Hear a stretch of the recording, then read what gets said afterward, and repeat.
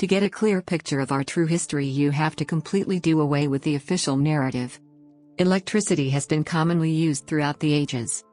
Our oldest structures, the pyramids, were electric generators. They transmitted energy to ornate obelisks of perfect symmetry and other receiving devices. From there, the energy was used to power mechanisms of all sorts, including apparatuses that are not a part of our present lives. It powered amazing edifices such as telepathy, healing and mood elevation, and maybe even time travel were practiced by the ancients. The energy was free, abundant, and did not harm the environment. The Tartarian Empire with its many provinces rose up. It was a benevolent society, more advanced, ethical and holistic than ours.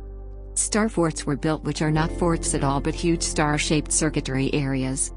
There are hundreds of these throughout the world in at least 35 countries. They radiated power from the Earth's internal energy grid.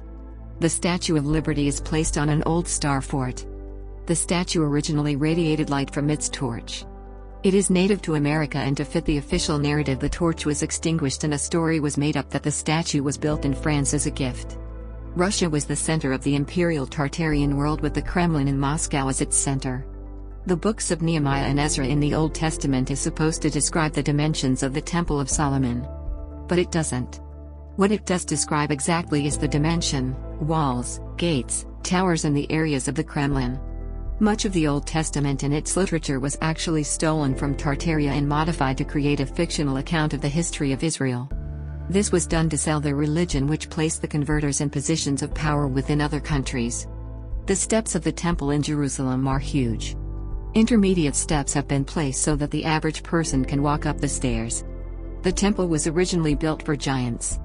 Along with the huge steps, the doorway is enormous. Electrical energy was common throughout the Tartarian Empire. Obelisks not as elaborate as the former ones were erected. Other energy receivers located on top of temples are called stupas. They are usually round-shaped but can also be intricately carved statues like the ones at Borobudur in Indonesia. These temples have many elaborate and detailed carvings which are beyond anything that can be done today.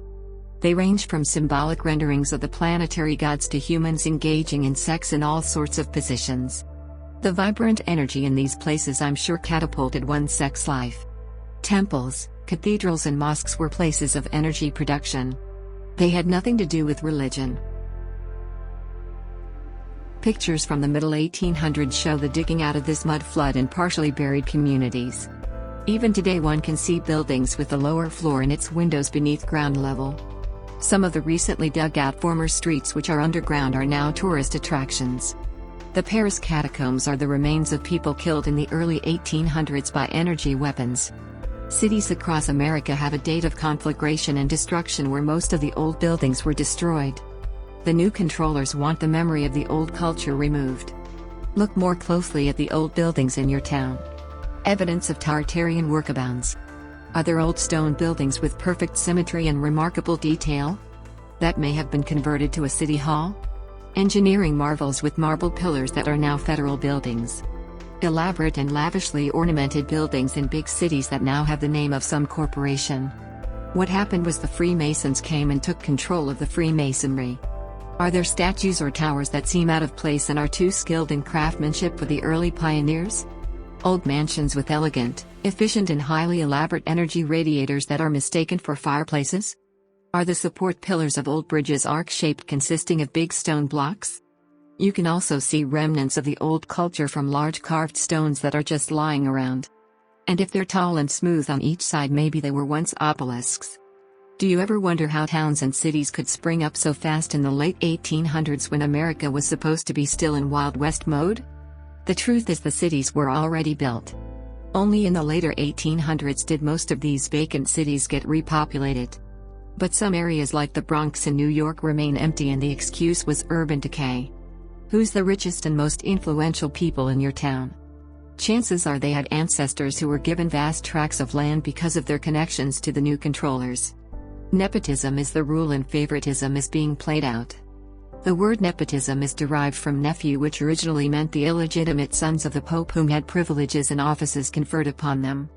Presidents are selected, not elected, and are all related to each other. Some of the big cities had expositions soon after their conflagration. Cathedrals equipped with organs reverberated acoustical sounds and transmitted the energy.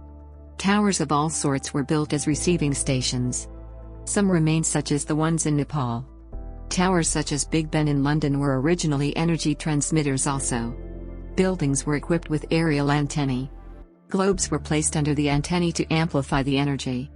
Magic wands were a common thing. These scepters were energy conductors and so in a sense could cast spells. Armor and gauntlets for battle were metallic conductors to reflect the static electricity from energy weapons. Metallic headdresses and projectiles were worn to pick up vibrant aerial energy. Because of the coveting of power and possessions, energy devices became energy weapons. The struggle for power intensified. Wars broke out. The so-called Ark of the Covenant was the original energy weapon. It was converted from its initial purpose as a power generator in the main pyramid at Giza. The dimensions of the Ark fit perfectly with the empty rose granite box inside the king's chamber of the Great Pyramid. During the medieval ages there was extensive carnage. The Inquisition was just a part of the new controllers exerting their power. The Mayflower was a warship. The pictures of old ships show that their masts were energy-gathering rods, so they were electrically powered. The Titanic was one of these, and it was built much earlier than the official date. It was refitted with smokestacks to look like a steamship. It never sank but emerged soon after as its sister ship, the Olympic. The Nazca lines in Peru are huge drawings that were meant to be seen from the air. There are sketches and pictographs of many cities with an aerial perspective. Flying vessels were a reality centuries before the Wright brothers.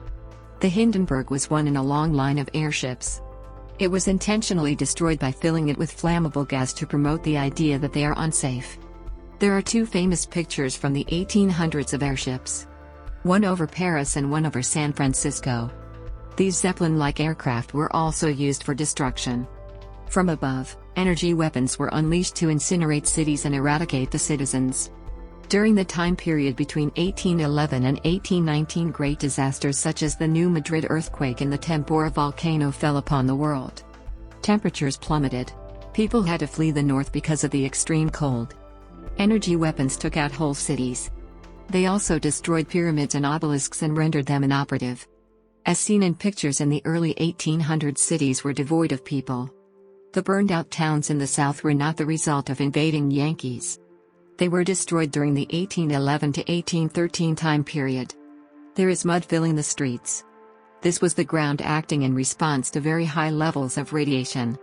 The dirt became soft and muddy and oozed up, overtaking urban areas similar to what lava does. To keep people in the dark about the energy that surrounds us, Albert Einstein was promoted to genius status for this reason. Nikola Tesla reinvented technology from the Tartarians. He was put in the spotlight only after these technologies were made available to the public. We have been conditioned to think a certain way. We have been programmed to think that the modern age has risen out of degraded backward societies, when the reverse is a lot more true. We have been tricked into thinking that we developed from primitive beings and are now highly evolved. But history is a big farce. We exist in an illusion, believing only what we are told, unaware of plans to eradicate the population again. Our minds are being controlled and we are not even aware of it. It is like a science fiction story.